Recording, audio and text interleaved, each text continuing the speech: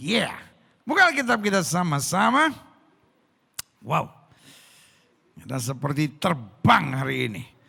Lewat puji-pujian kita, ya kan.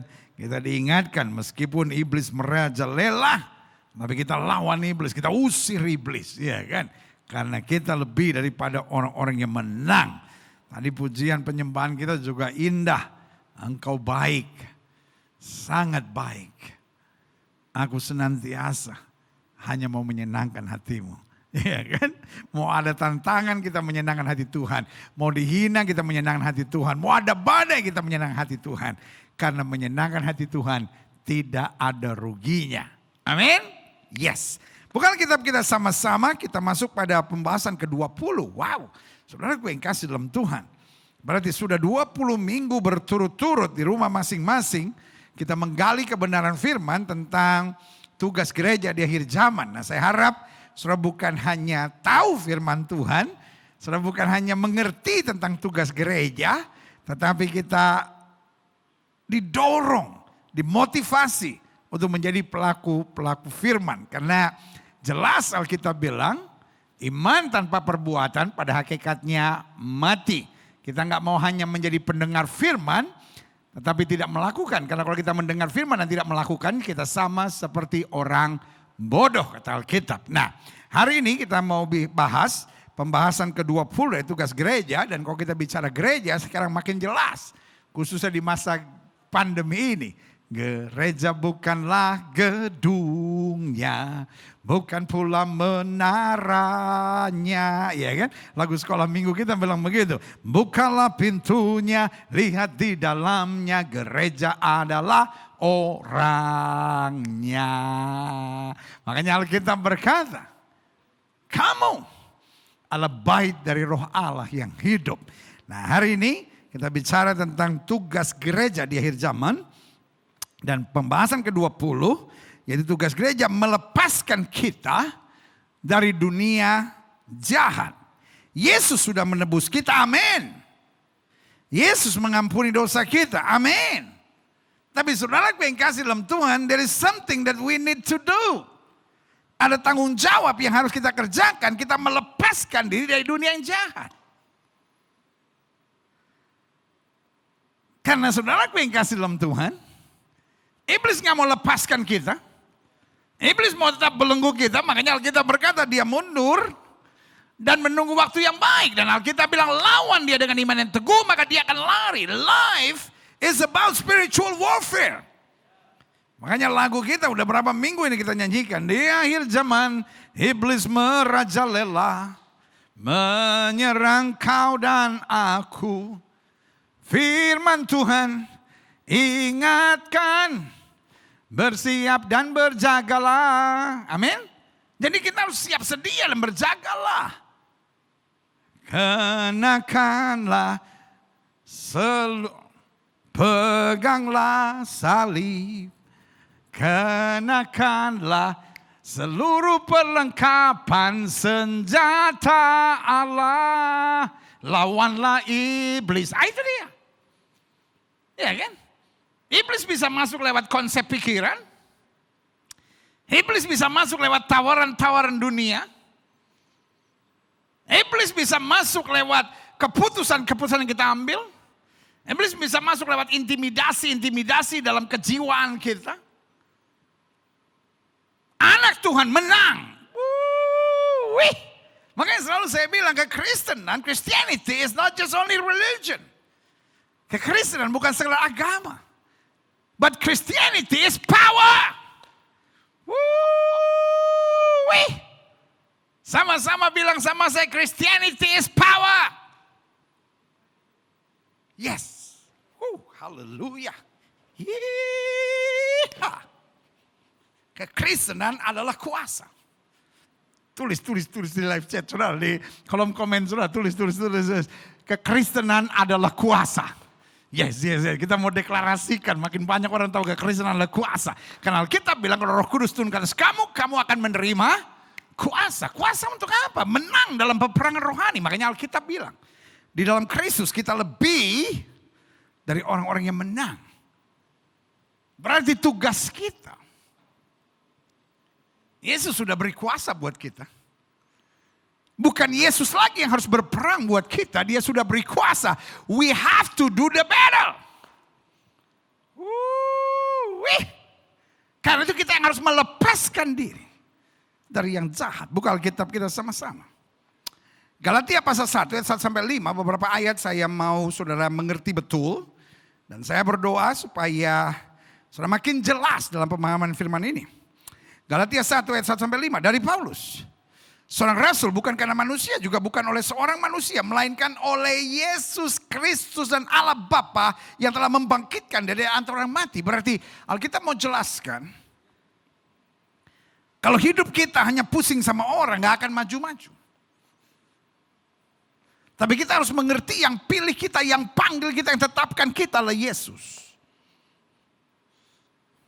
Ada banyak orang keluar dari gereja, kenapa stres sama manusia? Sudah bikin apapun diomongin. Kalimat saya selalu sederhana. Emangnya masuk surga lewat depan rumahnya.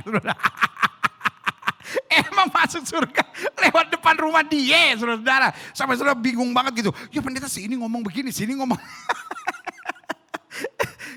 Emangnya masuk surga lewat depan pintu rumahnya, enak aja saudara, ya kan. Jadi Paulus bilang, dari Paulus, orang rasul bukan karena manusia, bukan karena juga oleh seorang manusia, melainkan oleh Yesus Kristus dan Allah Bapa yang telah membangkitkan dia dari antara orang mati. Dan dari semua saudara yang ada bersama-sama dengan aku kepada jemaat di Galatia. Dengan lain kata Paulus bilang, I wrote this letter on behalf of the people that with me. Dan surat ini aku tuliskan kepada jemaat di Galatia. Aku tulis surat ini mengatasnamakan seluruh jemaat Tuhan yang aku layani dengan setia. Ayat 3 bilang, kasih karunia menyertai kamu dan damai sejahtera dari Allah Bapa kita, dari Tuhan Yesus Kristus. Injil selalu bicara tentang kasih karunia, damai sejahtera. Ayat 4. Yang telah menyerahkan dirinya karena dosa-dosa kita. Jadi Yesus yang memanggil kita, Yesus yang mati buat kita. Untuk melepaskan kita, wow ini dia. This is the key. Dia selesaikan segala sesuatu dari pihaknya. Supaya we have the power.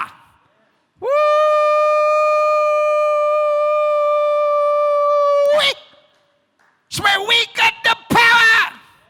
Saya ulangi sekali lagi supaya we got the power. Saya ulangi sekali lagi supaya we got the power. Saya ulangi sekali lagi supaya we got the power. Supaya kita punya kuasa untuk menang, untuk melepaskan diri dari segala yang jahat. Why? Karena setan gak mau lepaskan kita. Setan tahu kita sudah diselamatkan. Setan tahu kita sudah dibaptis. Setan tahu kita sudah dipenuhi dengan Roh Kudus. Setan tahu kita sudah tertarik dengan hal-hal rohani, tapi dia mundur. Dan dia cari celah untuk dia masuk dan mengikat kita lagi dengan yang jahat. Tetapi Alkitab bilang, Yesus telah menyerahkan dirinya karena dosa-dosa kita. Dia tahu kita lemah, dia tahu kita mundur maju, dia tahu kita gampang jatuh. Karena itu dia beri kuasa, dia menyerahkan dirinya, dia bayar semuanya untuk melepaskan kita dari dunia yang jahat yang sekarang ini. Menurut kehendak Allah dan Bapa kita, berarti kehendak Allah adalah supaya kita melepaskan diri dari segala yang jahat.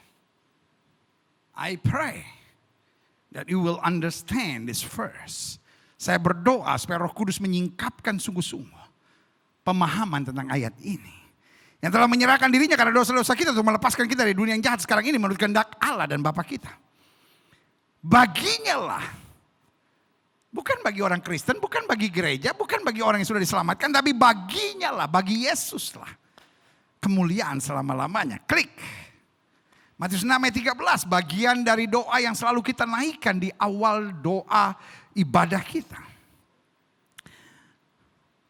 Ada orang yang nanya sama saya gini, Glo ini aneh ya, gereja aliran apa sih? Masa kebaktian minggu gak ada doa Bapak kami? Buat saudara-saudara yang pernah ngomong begitu, izinkan saya bertanya. Saudara kalau ikut ibadah online Gereja Bethel Indonesia Glow Fellowship Center dari awal enggak? Lebih dari 10 yang komplain. Lalu komplainnya saya hapus. Karena kasihan kalau enggak dia dipermalukan, saudara. Saya hapus bukan karena saya tersinggung, tapi saya hapus karena saya kasihan. Kalau enggak mereka dipermalukan. Karena ada orang-orang yang tanya begini. Glow ini gereja aliran apa sih? Sesat kali ya? Kok ibadah minggunya enggak pernah ada doa Bapak kami? Itu artinya lu gak ikutin ibadah ini dari awal, saudara. Makanya saya bilang ikuti ibadah itu dari awal, dari doa pembukaan sampai doa berkat. Karena setiap kali doa awal kita, doa pembukaan kita, dalam bahasa Ibrani hapatha, dalam bahasa Arab disebut al-fatihah, dalam bahasa Ibrani disebut hapatha, artinya doa pembukaan. Setiap doa pembukaan kita selalu diakhiri dengan pembacaan doa Bapa kami bersama-sama. Bukan kita mengkultuskan doa Bapa kami. Tapi doa Bapa kami adalah doa penting yang Kristus ajarkan buat kita. Amin. Saya harap saudara yang belum pernah ikut doa Bapa kami bersama dengan Gereja Bethel Indonesia Glow Fellowship Center dalam ibadah online-nya, lu bertobat. Artinya lu selalu ikut dari tengah. Aneh-aneh aja saudara ya. Karena salah satu bagian penting dari doa Bapa kami dalam Matius 6 ayat 13.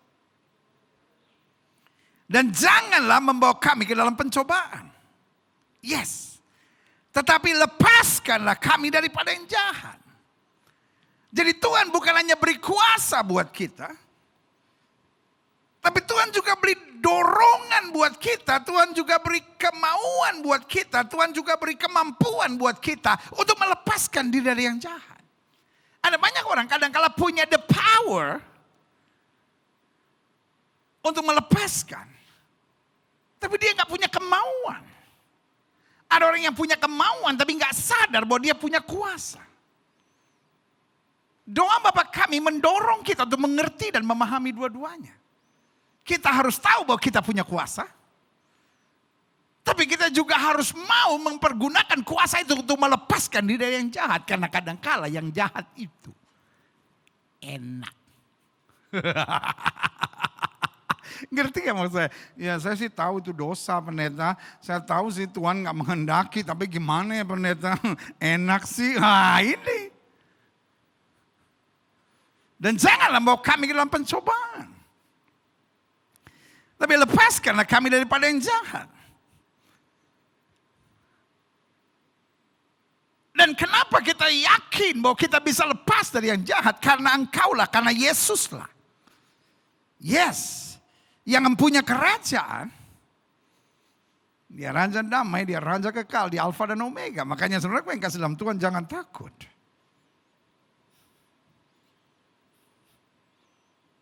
Orang sekarang sibuk dengan varian Delta. Sebentar lagi katanya akan ada serangan varian Lambda. Kenapa kita mesti takut dengan Delta dan Lambda kalau kita sudah mendapat Alfa dan Omega? Yes. Yesus bilang akulah Alfa dan Omega. Delta dan Lambda itu adalah bagian dari Alfa dan Omega. Wih. Amin. Jelas ya. Kita tidak takut, tapi bukan berarti kita nggak perlu vaksin. Kita tidak takut, bukan berarti kita nggak perlu prokes. Tapi maksud saya, kita tak berjaga, kita tak berdoa, tapi kita tolak roh ketakutan karena Allah tidak pernah memberikan roh yang mendatangkan ketakutan buat kita. Yes. Doa Bapa kami ajarkan kita, dan ini doa yang harus kita naikkan setiap kali. Janganlah bawa kami ke dalam pencobaan, tapi lepaskanlah kami daripada yang jahat. Yesus mau melepaskan, tapi kita juga harus menyadari kuasa yang ada pada kita. Karena engkau yang punya kerajaan dan kuasa dan kemuliaan sampai selama-lamanya. Sehingga I don't need to fear, I don't need to afraid. Aku nggak perlu takut, aku nggak perlu bimbang. Karena yang memberi kuasa buat saya adalah yang mempunyai kerajaan, kuasa dan kemuliaan, Alfa dan Omega sampai selama-lamanya. Yeah. Wih. Yes. Selanjutnya. 1 Petrus 3, 10-11. Siapa yang mau mencintai hidup? Dan siapa yang mau melihat hari-hari baik? Jelas ya Alkitab bilang apa? Ya harus. Bukan kalau bisa. Sebaiknya. No. Ya harus. Ya harus menjaga lidahnya terhadap yang jahat. Amin. Tidak memberi kesempatan kepada yang jahat. Dan bibirnya terhadap ucapan-ucapan yang menipu. Ayat 11 ditekankan. Ia harus. Bukan hanya lidahnya. Tapi seluruh segenap hidupnya. Ia harus menjauhi yang jahat. Karena iblis akan selalu mendekat. Iblis akan selalu mau membelenggu. Iblis akan selalu dengan yang jahat ini mau menguasai. Dan iblis pandai membungkus kejahatan dengan gula-gula kenikmatan. Semua orang tahu. Perzinahan itu jahat. Tapi dibungkus dengan kenikmatan. Sehingga dianggap perzinahan itu solusi. Saya sih gak mau berzina sebetulnya pendeta. Tapi ya gimana ya pendeta ya. Habis istri saya gak mau ngerti saya. Habis suami saya kasar sama saya. Ya terpaksa saya cari pelarian. Ya sebetulnya saya sih gak mau pendeta lakukan hubungan seks sebelum nikah. Tapi gimana ya pendeta ya. Kita udah saling mencintai ya. Kita kan udah berkomitmen. Ah ini dia. Bodohnya itu. Semua orang juga tahu. Narkoba. Nikotin. Alkohol. Ujungnya merusak. Kalau pendeta ngomong jangan merokok. Wah ini pendeta dan Pentakosta ya. Pentakosta aneh. Emangnya orang merokok terus kenapa? Halo? Pertanyaan saya sederhana, gak usah debat deh. Dokter juga bilang jangan merokok. Ya ngapain pendeta-pendeta ngurusin? Ngotot lagi dikasih tahu. Lihat dong bungkusnya rokok. Rokok mengakibatkan kanker. Jantung. Stroke. Kemandulan. Hanya pendeta yang jahat. Yang tidak berani mengkhotbahkan rokok hanya karena takut sama serangan jemaatnya. I love you. Saya sayang sama saudara, biarin saudara mau marah sama saya. Tapi saya jelaskan buat saudara. Jangan merokok. Kalau saudara tanya kenapa? Baca sendiri. Tuh di rokoknya. Dan saya sayang sama saudara. Saya ingin saudara sehat. Saya ingin saudara diberkati. Saya ingin saudara beranak cucu. Sebetulnya kita juga tahu itu jahat. Tapi iblis pandai membungkus kejahatan dengan gula-gula kenikmatan. Sehingga kalau ada orang yang negur kita, kita ngotot, kita marah. Karena kita tertipu setan dengan kenikmatannya dan daging kita sudah menyetujui kenikmatan itu. Sehingga kita melawan ketika ada upaya untuk melepaskan kita dari kenikmatan itu. Tapi Alkitab bilang siapa yang mau mencintai hidup dan mau melihat hari-hari yang baik. Betul dia udah diselamatkan Tuhan, tapi ia harus. Artinya apa? Bertobat dan diselamatkan gak cukup untuk memiliki hari-hari hidup yang baik. Kita harus menolak yang jahat. Mulai dari lidah kita. Bahkan ayat 11 ditekankan sekali lagi, ia harus menjauhi yang jahat. Dan melakukan yang baik. Bertobat tanpa menjauhi yang jahat adalah kebodohan yang iblis permainkan dalam hidup kita. Ia harus menjauhi yang jahat dan melakukan yang baik. Ia harus mencari perdamaian, sehingga salah satu hal yang baik itu mencari perdamaian. Salah satu hal yang jahat itu menyimpan kebencian, kepahitan, amarah dan emosi yang meledak-ledak. Itu jelas firman Tuhan nyatakan. Dan bukan hanya berusaha mencari, tapi berusaha mendapatkannya. Artinya mencari dengan sekuat tenaga sampai mendapatkannya. Ya tapi berat, Roh Kudus akan memampukannya. Yes. This is not about you can or you can't. Ini bukan soal saudara bisa atau tidak bisa. Ini soal saudara mau atau tidak. Kalau saudara mau, Roh Kudus akan memampukan. Klik. 1 Yohanes 5 ayat 18-19. Kita tahu bahwa setiap orang yang lahir dari Allah, makanya Alkitab kasih tahu kita harus dilahirkan kembali. Bukan dengan darah dan daging. Kita dilahirkan kembali oleh roh dan firman, makanya kita memiliki DNA ilahi. Dan hanya orang-orang yang tidak mengerti kebenaran firman Tuhan yang tiba-tiba membuat hoax. Kalau kamu divaksin, DNA ilahi keluar dalam diri kamu, bodoh saudara-saudara. Masa selemah itu DNA Yesus? Kita menerimanya dengan pertobatan, kita menerimanya dengan baptisan Roh Kudus, lalu keluarnya hanya dengan sepotong vaksin. Come on. Buat saya, hamba-hamba Tuhan yang menebarkan itu adalah hamba-hamba Tuhan yang jahat. Hamba-hamba Tuhan yang dibodoh-bodohi oleh setan. Untuk menebarkan berita-berita yang bahaya, saudara-saudara.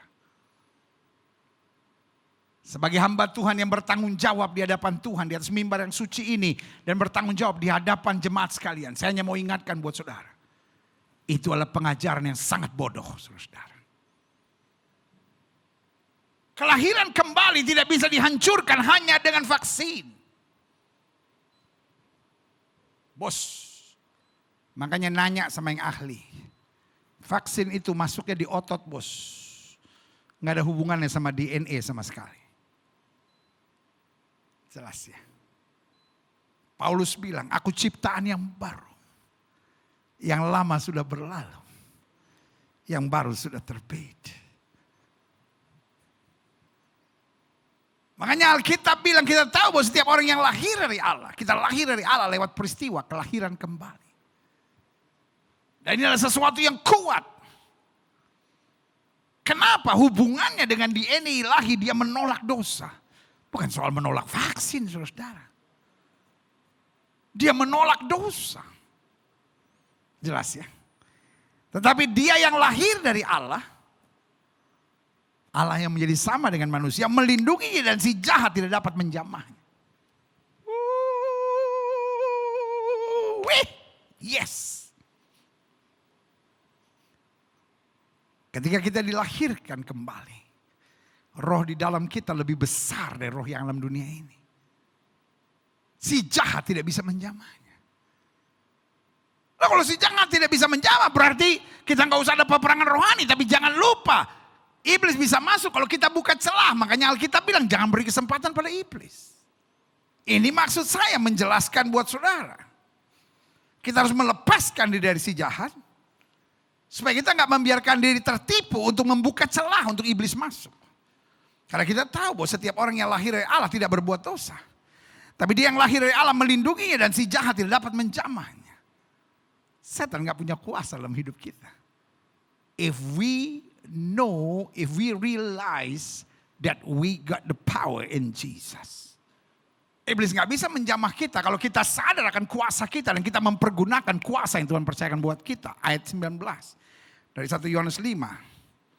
Kita tahu bahwa kita berasal dari Allah dan seluruh dunia berada di bawah kuasa si jahat. Jelas ya. Mungkin saudara menatap saya dan berkata apa maksudnya? Klik. Saya catat di sini. Alkitab saya bilang 1 Yohanes 5 ayat 19 dunia ini berada di bawah kuasa si jahat. Tapi saya harus simpulkan begini, berada di dunia bukanlah pilihan.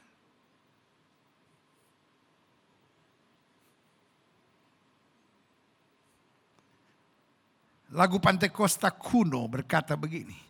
Belakang langit biru ada mahkotaku. Belakang langit biru, sana ku rindu melihat wajahnya, Yesus pelepasku. Belakang langit biru sana. Yes. Lagu Pantekosta dulu yang girang-girang bilang begini, kapan Yesus kembali, kapan Yesus kembali. Wah. Anak-anak mabuk di depan nyanyi, mungkin lusa atau di lain. Ancur, dunia ancur. Tapi yang saya mau jelaskan buat saudara, ada banyak orang yang ingin buru-buru meninggalkan dunia. Tapi saya perlu tekankan, berada di dunia bukanlah pilihan. Yesus yang tempatkan kita. Yang setuju sama saya katakan, Yesus yang tempatkan saya di dunia. Paulus sampai bilang, aku berada pada dua pilihan yang sukar. Filipi 1 ayat 21 bilang, bagiku hidup adalah Kristus dan mati adalah keuntungan. Karena Paulus bilang, aku berada pada dua pilihan yang sukar. Aku mau hidup. Dan aku berhidup mau bekerja keras buat dia. Tapi kalau aku mati, aku berjumpa dengan dia. Berarti sekali lagi berada di dunia bukanlah pilihan. Tapi saya catat di sini, hidup secara duniawi atau meninggalkan kehidupan duniawi serta menjadi berkat di tengah dunia yang jahat ini, yang kata Alkitab bengkok dan sesat ini adalah pilihan. Jelas ya, berada di dunia bukan pilihan. Tapi apakah saya mau hidup secara duniawi?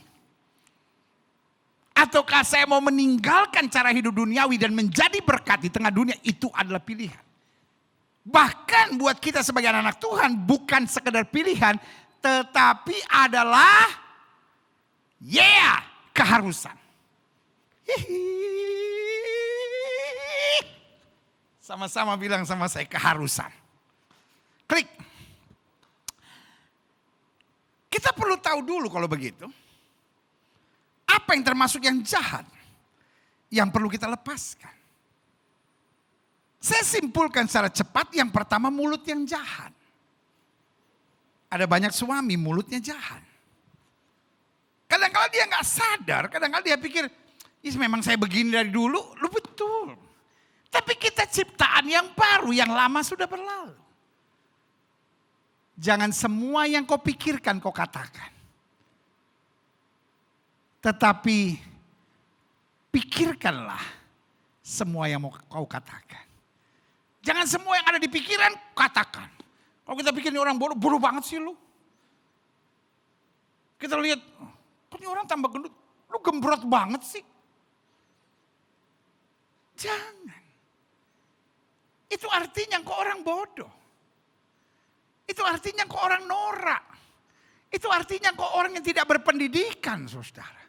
Jangan bilang sama saya, saya orangnya apa adanya, pendeta, semua yang ada di pikiran saya keluarkan. Masalah dia mau suka atau enggak suka, ya terserah dia. Itu hanya menandakan kau bukan orang yang dewasa, kau bukan orang yang takut akan Tuhan. Engkau bukan orang yang dilatih oleh Tuhan, kau bukan orang yang jadi berkat buat orang.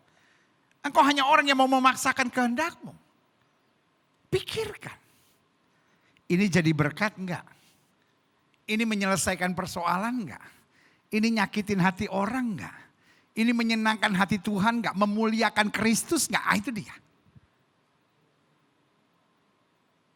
Ada istri-istri mulutnya jahat. Ngomongin orang, fitnah orang, ngomong sembarangan. Dan merasa diri normal. Makanya adik-adik muda boleh ya. Sebagai orang yang lebih senior, bahasa lain ya lebih tua dari lu. Iya kan? Anak muda boleh ya saya ngomong sedikit ya. Lu kalau cari pasangan teman hidup, jangan cuma lihat bulu matanya. Bulu matanya pendeta, seperti melambai-lambai nyiur di pantai. Alisnya pendeta, Seperti semut rang-rang beriring-iringan di pohon enau. Buat apa dia pria gagah, ganteng tapi mulutnya jahat? Buat apa dia wanita cantik? Bulu matanya melambai-lambai bak nyur di pantai. Tapi mulutnya jahat. Hidup dan mati seseorang dikuasai oleh lidahnya. Dan hari ini saya perlu ingatkan buat setiap kita. Kalau engkau mau lihat hari-hari yang baik dalam hidupmu, jaga mulutmu. Jangan suka memfitnah. Jangan suka memaki. Jangan suka mengucapkan hal-hal yang jahat dari mulutmu. Biarlah kata-katamu membawa damai, kata-katamu menyatakan kasih, dan kata-katamu menghadirkan hal-hal yang baik. Haleluya. Jadi yang pertama, apa yang termasuk yang jahat yang perlu kita lepaskan. Ada banyak pelayanan hancur. Sorry untuk bilang ini karena mulut. Sini ngomong begini, sini ngomong begini, pecah. Banyak rumah tangga mau bercerai. Bukan karena gak cocok, tapi karena mulut. Banyak orang karirnya mandek. Bukan karena gak pinter. Tapi karena mulutnya jahat. Jadi kalau ada orang cantik. Umur 35 belum dapat pasangan teman hidup. Kalau ada cowok ganteng. Udah umur 36 belum dapat pasangan teman hidup. Gak usah doa pemutusan. Oh ini perlu didoakan nih pendeta. Pemutusan roh jomblo. Kadangkala bukan roh jomblo yang perlu diputuskan. Mulut yang jahat. Mulut yang pedas. Mulut yang sadis. Harus dilepaskan dari mulut saudara. Jelas ya? Apa yang termasuk yang jahat yang perlu kita lepaskan? Mulut yang jahat. Anak-anak Tuhan mulutnya baik. Mulutnya memberkati. Mulutnya membawa damai. Mulutnya menyatakan kasih Tuhan. Yang setuju katakan amin. Yang kedua. Apa yang termasuk yang jahat yang perlu kita lepaskan? Pikiran dan niat yang jahat. Ada orang yang pikirannya selalu negatif. Ada orang yang niat-niatnya selalu jahat, saudara. Selalu mau bersaing sama orang. Selalu mau membalas. Alkitab bilang, apa yang baik, apa yang mulia, apa yang sedap didengar. Apa yang patut disebut kebajikan dan patut dipuji, pikirkan semuanya itu. Saudara mau hidup saudara berkemenangan? Saudara mau hidup saudara penuh mujizat? Saudara mau lihat hari-hari yang baik dalam hidup saudara? Mari kita sepakat. Pikiran-pikiran yang jahat kita lawan. Kita tolak. Hanya apa yang baik. Apa yang membawa berkat. Apa yang membawa damai. Niat-niat untuk mendorong orang maju, niat-niat untuk mendorong orang lebih sukses dalam hidupnya. Itu yang harus ada dalam pikiran kita. Yusuf bilang begini, manusia boleh mereka-rekakan yang jahat, tapi Allahku mereka-rekakan untuk kebaikan. Artinya apa? Dia tidak memberi kesempatan untuk pikiran negatif menguasai dia. Pertanyaan saya, ada gak orang yang sudah bertobat, penuh Roh Kudus, hidupnya stres dan tertekan? Ada. Tapi pelajari orang-orang yang hidupnya stres dan tertekan karena pikirannya negatif. Niat-niatnya jangan, coba sudah pikirkan diri sudah sendiri. Jangan hanya berdebat dengan saya bilang, Gilbert ini kalau khotbah suka menghakimi orang. Bukan itu. Pikirin sendiri. Apakah hidupmu bahagia atau tidak? Lalu kemudian selidiki. Apa yang aku izinkan ada dalam pikiranku. Boleh gak hari ini kita sepakat? Yang jahat, yang jelek, yang menyakitkan, yang menghancurkan, yang merugikan, tidak boleh masuk dalam pikiranku. Hanya apa yang benar, yang berkenan, yang membuat maju, itu yang aku izinkan ada dalam pikiranku. Haleluya. Yang ketiga, apa yang termasuk yang jahat yang perlu kita lepaskan? Hati yang jahat. Sorry ya untuk bilang ini. Ada banyak orang, mukanya bagus tapi hatinya busuk. Ada banyak orang, bibirnya dioperasi. Supaya katanya lebih sensual. Matanya dioperasi. Yang matanya kegedean dikecilin. Matanya kekecilan digedein. Yang gak ada lipetannya dibikin lipetan. Yang lipetannya kegedean dihilangin lipetannya. Orang sekarang di tengah pandemi gak ada kerjaan, apa aja dirombak.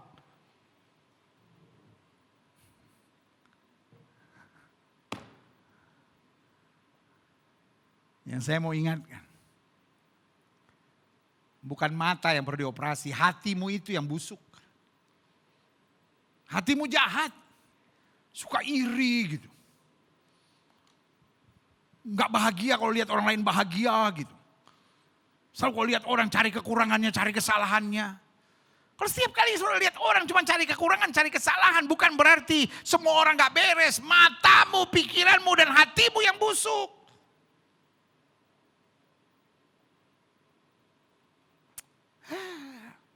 Gilbert. Kalau khotbah senangnya nyerang orang. Folks. Kadangkala saya tuh pengen gitu. Khotbah saya hanya nyenengin orang. Tapi jujur, saya takut sama Tuhan. Saya gak mau jadi pendeta idola. Tapi kemudian dimuntahkan oleh Tuhan. Saya hanya mau dikenal sebagai pendeta yang telling the truth. Jujur. Kadangkala saya capek. Jadi pendeta yang harus negur saudara dengan kesalahan dan kekurangan saudara. But there is no other choice for me. I love you so much. Saya lihat dengan mata kepala saya sendiri dalam pengalaman pelayanan. Orang-orang yang kalau ketemu saya, haleluya, shalom, glory, haleluya. Tapi dalam kehidupan sehari-harinya saya lihat, hatinya busuk. Dia simpan dendam. Dia simpan kepahitan. Kerjaannya sikut orang. Dia ngomong setengah jam aja sama orang. Pasti ngomongin orang. Tahu gak sih ini kan gini. Kenapa sih kita gak ngomongin kebaikan Tuhan? Folks, hari depan kita pasti cemerlang. Tapi jaga hatimu. Hatimu jangan busuk. Hatimu jangan jahat. Tuhan memang merancangkan berkat buat kita. Tuhan memang rancangkan kedahsyatan buat kita. Tuhan memang rancangkan doa-doa kita dijawab. Tuhan memang rancangkan untuk kita lebih daripada orang-orang menang. Tetapi Dia minta jaga hati dengan segala kewaspadaan. Dari situ terpancar kehidupan. Yang keempat. Apa yang termasuk yang jahat yang perlu kita lepaskan? Ini bagian dari tugas gereja di akhir zaman. Strategi-strategi yang jahat. Folks, hidup adalah perjuangan. Amin. I'm agree with that. Hidup adalah perjuangan. Yes, I'm agree with that. Alkitab saya bilang, senjata perang kami bukan dunia. Tapi kuasa Tuhan yang sanggup meruntuhkan benteng-benteng. Artinya apa? Kita memang ada di dunia, tapi kita tidak pakai strategi-strategi dunia. Apa sih strategi-strategi dunia? Bohong. Apa sih strategi-strategi dunia? Curang. Apa sih strategi-strategi dunia? Manipulasi. Dalam nama Yesus, dijauhkan cara-cara itu.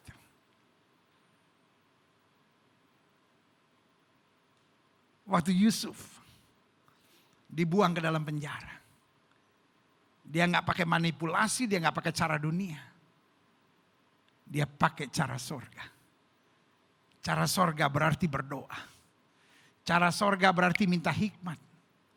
Cara sorga berarti tetap hidup dalam kebenaran. Cara sorga tetap lakukan bagian kita dengan bertanggung jawab. Sampai dia menjadi kesayangan dari kepala penjara. Cara sorga bukan cuma berarti diam dan gak buat apa-apa. Justru dengan kita berserah, kita menjadi orang-orang yang bersemangat untuk melakukan yang terbaik dalam hidup kita.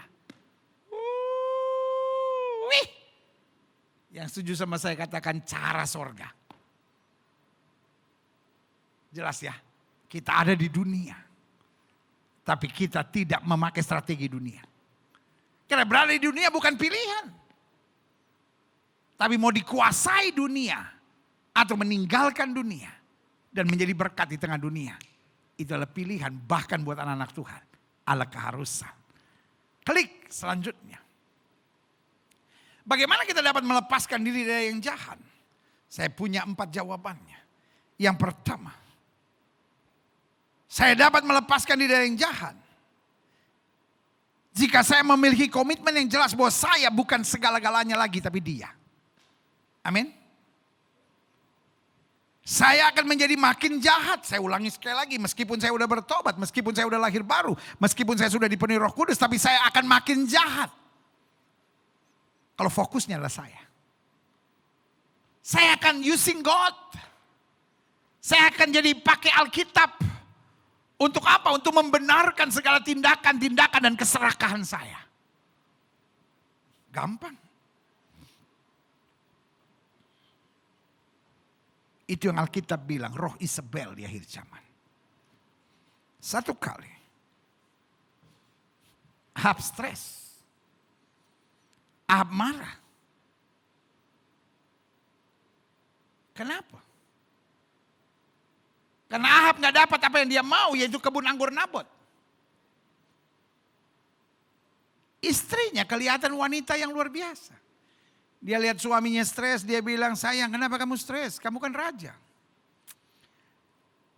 Nabot gak mau nyerahkan anggurnya, kebun anggurnya. Padahal dia cuman raja mau pergunakan itu menjadi kebun buah-buahan. Kebun sayur maksudnya. Istrinya bilang, let me handle this. Apa yang terjadi? Dia panggil tua-tua. Dia pakai manipulasi pelayanan. Jahatnya minta ampun. Kenapa bisa begitu jahat? Karena senternya, pusatnya adalah me. Saudaraku, ketika saya menjadi pusat dari segala-galanya, perasaan saya, pikiran saya, kemauan saya, kehendak saya, engkau akan jadi jahat. Tapi sebaliknya kalau kita berkata bukan lagi aku tapi Yesus, maka saya percaya engkau akan diarahkan Tuhan untuk menjadi pribadi yang luar biasa. Makanya selalu saya bilang, ayo yuk kita kembangkan kehidupan hari-hari ini. Di mana perasaan saya gak penting. Kepentingan saya gak penting. Keuntungan saya gak penting. Yang penting Yesus dimuliakan. Yang penting kerajaan Allah diluaskan. Yang penting jiwa-jiwa diselamatkan. Dan yang penting hadirat Tuhan dinyatakan. Kalau sudah setuju katakan yes. Selanjutnya. Bagaimana kita melepaskan diri dari yang jahat jika saya memiliki komitmen yang jelas bahwa saya bukan lagi segalanya namun Dia. Segala-galanya untuk Yesus. Yang kedua, ketika saya memiliki tujuan hidup yang terarah dalam kehendak Allah karena Yesus jelas berkata, rancanganku adalah damai sejahtera. Firman Tuhan berkata, jalanmu bukan jalanku. Aku tahu rancangan apa yang ada padaku mengenai kamu bukan kecelakaan tapi hari depan yang penuh harapan. Kalau tujuan hidup saya hanya supaya saya sukses, hanya supaya saya menang, hanya supaya saya berhasil. Saudara yang kasih dalam Tuhan. Sorry untuk bilang ini. Engkau akan menghalalkan segala cara. Maka yang menguasaimu ada 3 roh. Yang pertama, roh Isabel. Yang kedua, roh Herodes. Dan yang ketiga, roh Fir'aun. Herodes, Fir'aun, dan Isabel. Itu adalah 3 roh jahat di akhir zaman. Yang mengarahkan kita pada kenikmatan dan kesenangan dunia. Tapi firman Tuhan bilang cari dahulu kerajaan Allah serta kebenarannya semuanya akan ditambahkan padamu. Haleluya. Yang ketiga, Bagaimana kita dapat melepaskan diri dari yang jahat? Satu, saya harus memiliki komitmen yang jelas bahwa saya bukan lagi segalanya, namun Dia, Yesus Kristus Tuhan. Yang kedua, bagaimana kita dapat melepaskan diri dari yang jahat? Saya harus memiliki tujuan hidup yang terarah pada kehendak Allah. Biar bukan kehendakku yang jadi, melainkan kehendak-Mu yang terjadi. Yang ketiga, saya harus memiliki semangat perjuangan yang tidak akan pernah menyerah. Hidup ini adalah kesempatan. Hidup ini untuk melayani Tuhan. Jangan sia-siakan waktu yang Tuhan beri. Hidup ini harus jadi berkat. Amin. Harus berjuang. Hidup ini adalah kesempatan. Jangan kita sia-siakan. Jangan apa-apa mengeluh. Jangan apa-apa stres. Jangan apa-apa kecewa. Jangan apa-apa putus asa. Kita punya Tuhan. Berjuang. Disakiti orang, berjuang. Bukan berjuang untuk menang, tapi berjuang untuk tetap menyenangkan hati Tuhan. Gagal, bangkit, tetap berjuang untuk berjalan dalam kehendak Tuhan. Disakiti, difitnah, dibully, bangkit. Menghadapi hal-hal yang menyakitkan, berjuang untuk bisa tetap bersyukur, untuk tetap bisa beriman, untuk tetap dapat melakukan firman Tuhan. Tidak miring ke kiri dan ke kanan yang setuju katakan, saya harus berjuang.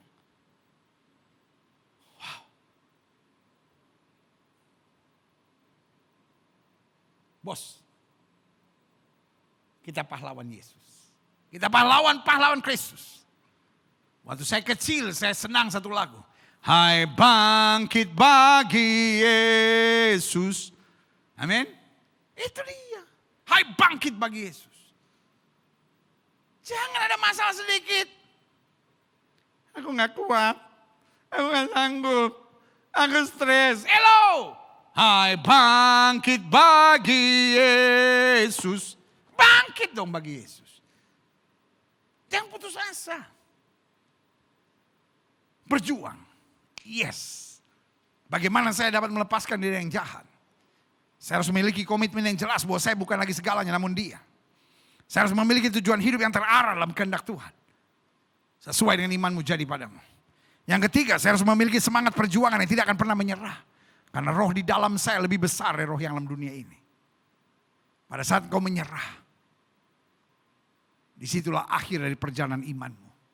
Tapi pada saat kau berserah, disitulah adalah awal dari kepastian kemenangan iman yang Tuhan sediakan bagimu. Haleluya. Yang keempat, bagaimana kita dapat melepaskan diri dari yang jahat? Kita harus memiliki hubungan kedekatan dengan sorga yang tidak tergoyahkan. Iblis gak peduli saudara bersemangat. Iblis gak peduli saudara kuat. Iblis gak peduli saudara hebat. Sejauh kau tidak punya hubungan dengan sorga, iblis bilang makanan empuk.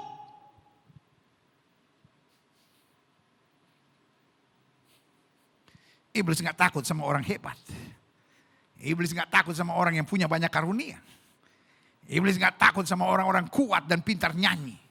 Yang iblis takut dengan orang-orang yang dekat dengan Tuhan. Mengerti maksud saya? Kalau kita punya hubungan yang dekat dengan sorga.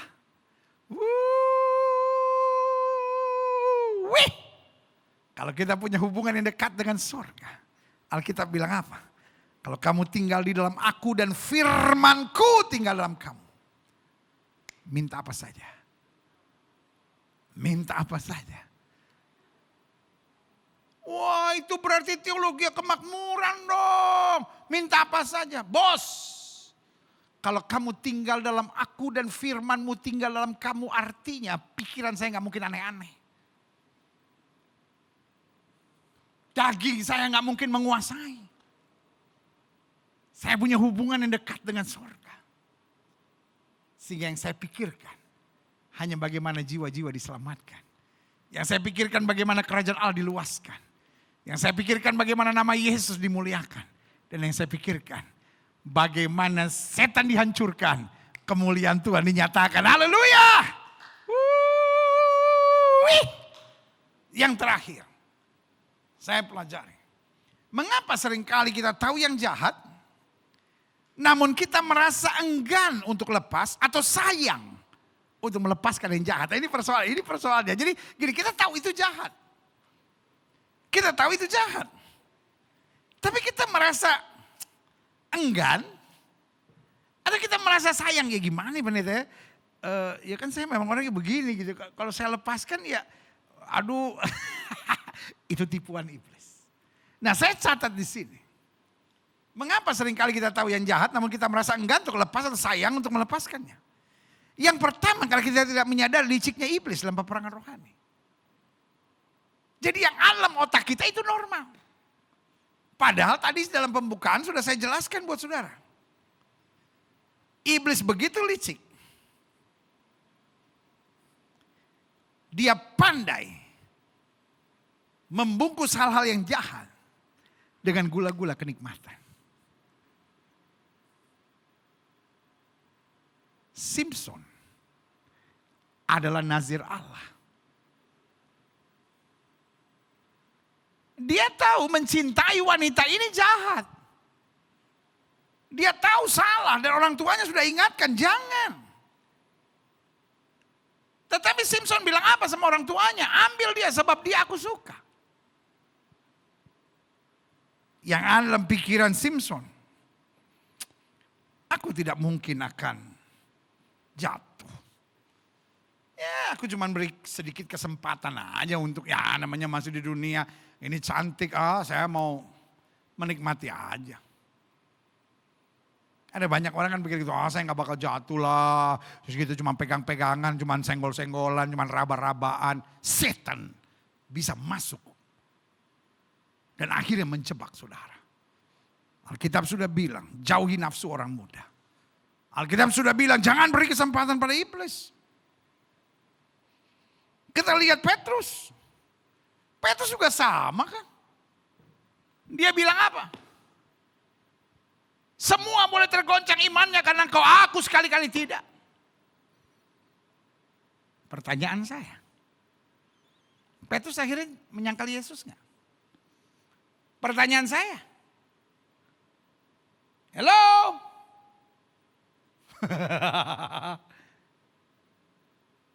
Simpson akhirnya jatuh enggak? Bos, bukan cuma jatuh bos, matanya dicungkil bos. Buta bos. Nazir Allah bos, jadi bahan tertawaan orang Filistin, jadi bahan pecandaannya orang Filistin. Kenapa? Karena tidak sadar iblis itu licik. Makanya Alkitab ingatkan kita berjaga dan berdoa supaya kamu jangan jatuh dalam pencobaan. Roh yang penuh tapi daging lemah. Jangan main-main dengan dosa. Jangan main-main dengan kelicikan iblis. Kita harus tegas, tidak kompromi dengan dosa sekecil apapun. Mengapa seringkali kita tahu yang jahat, namun kita merasa enggan untuk lepas atau sayang untuk melepaskannya? Satu, karena kita tidak menyadari liciknya iblis dalam peperangan rohani. Kita pikir, ya saya tahu batasnya lah. Saya minum tahu batasnya lah. Saya pakai obat-obat ya ada tahu batasnya lah. Saya nonton tayangan-tayangan cabul ada batasnya lah. Saya pacaran, raba-rabaan ada batasnya. Hati-hati, iblis itu licik. Kalau saya udah mulai melanggar borderline untuk kompromi, iblis tangkap dan seret saya. Dengan cara yang sangat licik. Dan tanpa kita sadari, kita jatuh. Yang kedua, mengapa seringkali kita tahu yang jahat namun kita merasa enggan untuk lepas atau sayang untuk melepaskannya? Yang kedua, karena kita tertipu dengan tipuan-tipuan iblis tentang kenikmatan dan keuntungannya kompromi dengan yang jahat. Bos, Adam dan Hawa disediakan sorga. Disediakan Firdaus. Gak ada air mata di sana. Gak ada kerja keras di sana. Semuanya punya dia.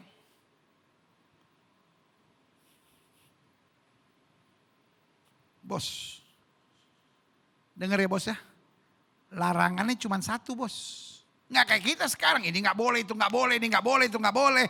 Zaman itu bos larangannya cuma satu, semua boleh kamu lakukan. Gimana nggak pusing kita sekarang bos hidup? Larangannya kebanyakan bos. Ada larangan Tuhan, ada larangan suami, ada larangan istri, ada larangan gereja, ada larangan mertua. Zaman sekarang kita hidup gimana gak pusing bos? Larangannya kebanyakan bos. Coba lihat zaman Adam dan bos, zaman Adam dan Hawa larangannya cuma satu bos. Semua pohon dalam taman ini boleh kamu makan. Kecuali yang di tengah. Sekarang pengajaran juga bikin pusing. Ntar ada yang melarang gak boleh makan babi. Nanti gak boleh makan daging-daging. Anak-anak Tuhan katanya harus makan makanan yang berbiji. Anak Tuhan cuma boleh makan sayur-sayuran. Kan pusing saya. Saya kebetulan gak suka makan sayur. Saya kalau ditanya sama orang, pendeta kenapa gak suka makan sayur? Jawaban saya cuma pendek. Alkitab kan bilang, yang makan sayur hanya yang lemah iman. Ketemu aja gue ayatnya. Iya kan? No, tapi saya nggak jawab gitu. Saya kalau ditanya orang, pendeta, kenapa nggak makan sayur? Saya selalu jawab begini, saya lihat gajah tiap hari makan sayur, gedenya seperti itu. Gimana kalau saya makan sayur jadi gajah saya? Tapi itu yang saya bilang. Zaman sekarang yang nggak harus dibikin harus, saudara. Zaman sekarang orang susah gitu ngelihat perbedaan. Semua harus doktrinal, ini harus. Zaman itu larangannya cuma satu, semua pohon boleh kamu makan. Saya sampai pada kesimpulan semua boleh dimakan. Cuman dua yang gak boleh dimakan. Satu gak boleh makan temen, dua gak boleh makan hati. Hidup ini saudara selama saudara sehat, apa aja makanlah. Cuman ada dua yang bahaya. Jangan makan temen. Yang kedua, bos jangan makan hati bos. Adam dan Hawa semua boleh. Cuman satu bos yang gak boleh. Iya kan? Makan buah pengetahuan yang baik dan yang benar. Itu aja yang gak boleh. Itu pun iblis mulai menipu. Datang dengan bentuk ular. Semua pohon dalam taman ini tidak boleh kamu makan buahnya, bukan? Coba. Apa sebetulnya yang mau iblis tanamkan dalam pikiran Adam dan Hawa? God is not a good God. Dia ciptakan semua tapi tidak boleh, berarti hanya nyusahin aja. Adam dan Hawa langsung lawan. Tidak. Semua pohon dalam taman ini boleh kami makan. Kecuali yang di tengah. Maka ditambahin aja. Untuk itu raba pun tidak boleh. Wah, berarti sebetulnya mentalnya tuh yakin.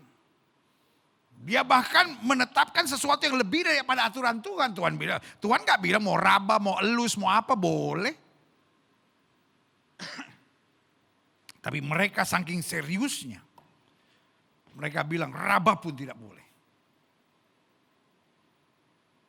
Tapi persoalannya mereka beri kesempatan untuk berbincang dengan iblis. Dan menaruh dalam pikirannya apa yang iblis taruh. Iblis langsung berkata, ya sebab kalau kamu makan, kamu akan jadi serupa dengan Allah. Tahu membedakan yang baik dan yang jahat. Itu tipuan iblis. Iblis mau masuk dalam inti pikiran kita dengan intimidasi. Tujuannya, wow. God is not a good God. Allah bukan Tuhan yang baik. Dia mau membatasi kebahagiaan kami. Dia mau membatasi kesukaan kami.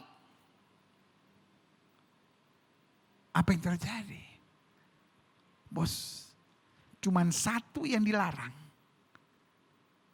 Justru itu yang dia buat. Kita belajar yuk dari Adam dan Hawa. Larangan boleh kelihatannya enak, tapi ujung-ujungnya menghancurkan. Iblis mau kita fokus pada larangan-larangan, supaya kita rasa berat, tertipu, kecewa. Padahal begitu banyak berkat dan rahmat Tuhan yang Tuhan sediakan buat kita. Mulai sekarang, kita jangan mau tertipu lagi. Amin. Yang ketiga, mengapa seringkali kita tahu jahat namun kita merasa enggan untuk lepas atau sayang untuk melepaskannya? Karena kita salah memahami tentang melepaskan yang jahat. Kita pikir hal tersebut tidak akan mungkin terjadi. Kita pikir enggak lah. Saya enggak mungkin lah sampai bercerai. Saya enggak mungkin lah sampai berzina. Saya enggak mungkin lah sampai terikat obat terlarang. Saya kan cuma mau coba. Saya enggak mungkin lah terikat sama perempuan-perempuan nakal lah. Enggak lah. Saya enggak mungkin lah terikat dengan tayangan-tayangan cabul. Saya cuma pengen tahu. Nah ini dia.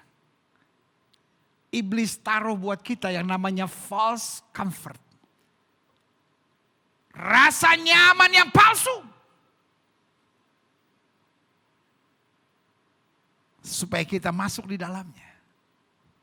Terperangkap oleh iblis. Dan yang keempat, yang terakhir. Saya undang pemain musik maju ke depan. Mengapa seringkali kita tahu jahat, namun kita merasa enggan untuk lepas atau sayang untuk melepaskannya. Yang keempat, karena kita terlalu cepat putus asa jika kita menghadapi kegagalan. Waktu kita jatuh, waktu kita gagal, waktu kita akhirnya terpleset, langsung kita bilang, gak ada harapan buat saya. Tapi hari ini saya hanya mau ingatkan buat saudara. Khusus buat setiap saudara yang sedang lemah. Khusus buat setiap saudara yang sedang gagal. Khusus buat setiap saudara yang berkata rasanya udah gak sanggup lagi, gak bisa lagi. Hari ini saya hanya mau bilang buat saudara. We serve a merciful God. Kita melayani Allah yang penuh rahmat dan kasih setia.